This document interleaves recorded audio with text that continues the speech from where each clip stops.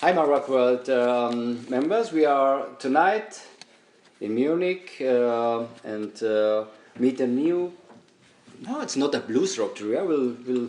It's rock music played by lovers of blues and rhythm and blues with a jazz aesthetic. They say about themselves. So welcome in Munich, SIMO, Thank you. which is JD SIMO. That's me. This is the guitar player, and we have Elad Shapiro on bass. That's me. Yes. And we have Adam Asbrasov. Espresso. Yeah. Yes, the right name? Oh my God, I survived. Very good. You did. So, because you are not really big in Germany, so a lot of guys know nothing about you. Yeah. Tell yourself, I read that the band was founded in 2010. Is Correct. that right? So maybe tell a little bit about the band, about the founding. How did you come together, and about yourselves? Well, the founding was that the original bass player and myself had two different improvisational bands over the years since I moved to Nashville in 2006. And when Reeves had to move on, we got a hold of JD to see if he wanted to jam. And around the same time, he was ready to kind of, depart from the session and world that he was living in, and had known of us, and we knew of him, and got together, and it was a very magical, wonderful experience, and everything just kind of snowballed on from that point. And you released a first LP in 2011. Correct. Is that right? Yes.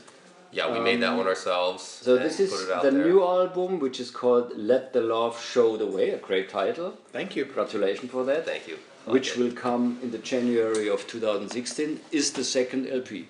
Yeah, technically. Yeah. Yes.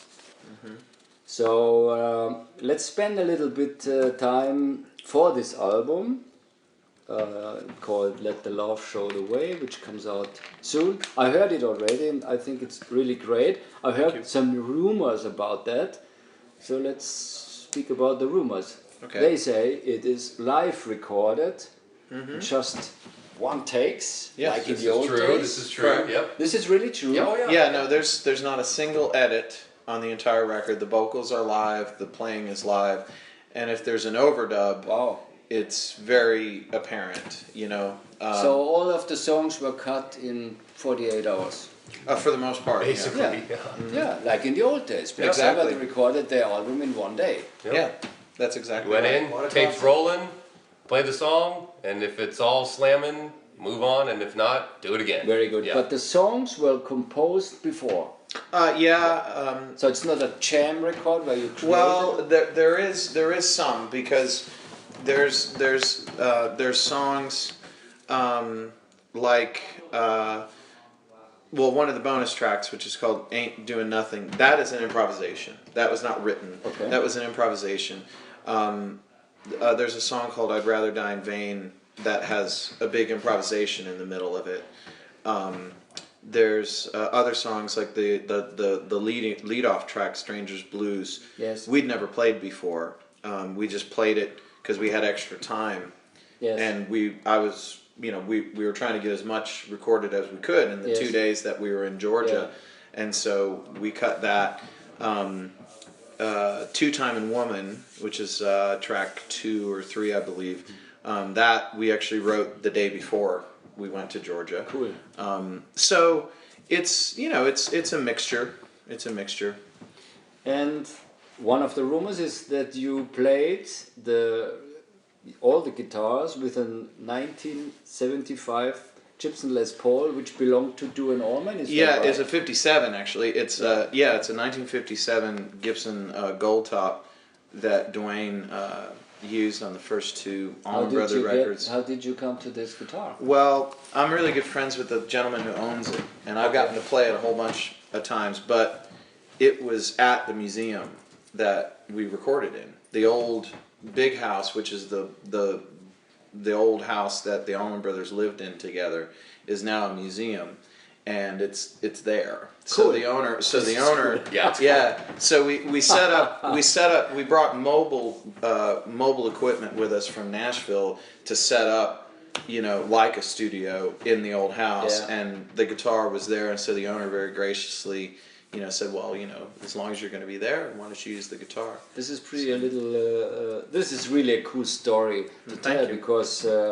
you have to think about yourselves.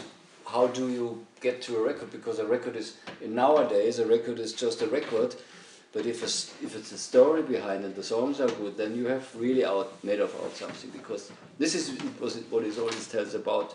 Like in the old days, so there's a connection to this kind of. Oh yeah, absolutely, and I think a lot of that has to do with, making a record in a location, as it were. Me personally, I don't have anything against recording studios, but all my years as a session musician, I'm kind of bored with it. So it's like me personally, I like an environment that's not necessarily a studio. Yeah. And obviously, there's a lot of bands that are heroes of ours that did the same thing. Led Zeppelin worked in houses. Weeks for a drum sound. Yeah, But they always had the best. Yeah, yeah, and it's fun. It's a different kind of challenge. So, when I heard to the album, when I heard you playing live, heard you playing live, which also was on YouTube, I had the feeling, oh, this is a band who likes to improvise, because it's a little bit different to the record. This is more improvising, and it's like in the great old bands like Mountain or this kind of, or it's something a little bit Grand Funk Railroad, because it's very hard. Sure. So all of this great blues rock. Thank you. Would you define yourself at the end, as a blues rock band, or is it more a psychedelic blues rock band, or what is? I don't know. I mean, Yeah, I mean, I think we're a rock band. We know that much. Yeah. But as far as we're hugely influenced by rhythm and Black American music. We're very influenced by the psychedelic era. And then we're also very influenced by, improvisational jazz, So it's all of that is influential to us. But I don't think that we consciously, I think we try and not be conscious, if that makes any sense. We just try and do what it is that comes What natural. feels good and what sounds good. And that's the improvisation. You're very free. You can do everything as a musician nowadays, because there are so many styles and so many genres that you can define your own genre, which is maybe, okay, let's say it's rock music played by lovers of blues and rhythm. I mean, that's jazz is perfect. I like that. But I think is pretty right on, though. As long as as long-winded I think as it seems. it's really cool. I stole it from your website. Well, thank you. Because you told me that you were influenced. So my next question would be, or to all of you, and what were your heroes to start playing music? Let's start with JD. For me, it was Elvis Presley and his guitarist Scotty Moore. Okay. And that just knocked me out. Okay. And then also around the same time, Steve Cropper. I fell in love with him, and he's a huge hero of mine. And then a million others since then. But when I was 3-4 years old, that was the two things that killed me. Well, I played trombone as a kid, but like as far as bass guitar, I started playing when I was 14 or 15, and it was when I really started. It took me a while to get into the older music, because I wasn't exposed to it immediately. Sure. And for me, it was Rage Against the Machine that really, it got me to like, okay, I want to play bass, and I want to sound like that guy, And yeah, it's just the aggressiveness of his playing. It's just what I really, really enjoy. And then later on, I started listening to older music, and stuff changed. But and when you look at older music, what kind of bass player is one where you say, wow? I love Andy Fraser from Free. I love, obviously, John Paul Jones. I love Jeff Bruce from Cream. I love, I forget his Mel Schechter. Mel Shocker. Mel Shocker is the bass player from Grand Funk Railroad. One of my favorites. I love the guy from the James game, Dale something. Dale Peters. Most of those guys. Have you ever seen Grand Funk Railroad live in the 70s? Oh, like an oh. Well, I'm very jealous. I saw him. Very, very jealous. We're all very You're jealous. one of my favorite, and I think that he's one of the most underrated bass players ever. Also the drummer.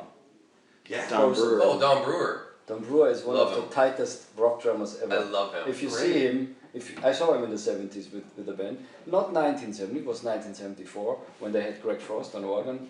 But this band, my God, believe me. One of my favorites. Black But Sabbath. yeah, Oh well, early on, my 7th grade band director said you should listen to Neil Peart with Rush and Buddy Rich. So those were my first two guys. Yes. And then those guys led me to, Buddy Rich led me to Gene Krupa, and then that led me to Tony Williams, Elvin Jones, Jack DeJohnette.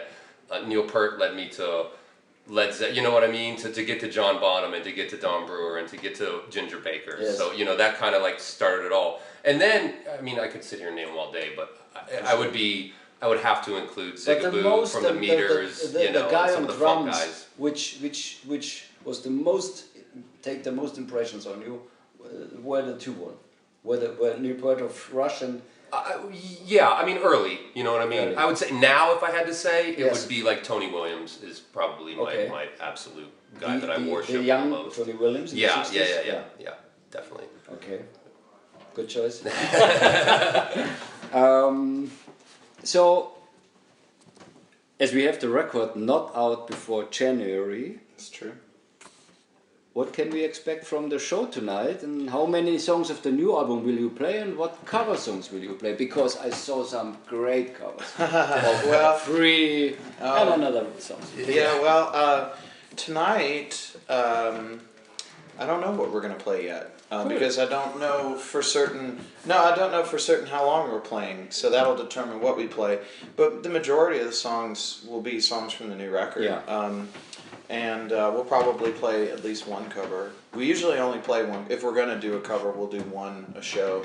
We don't really like playing a lot of covers. But Yeah.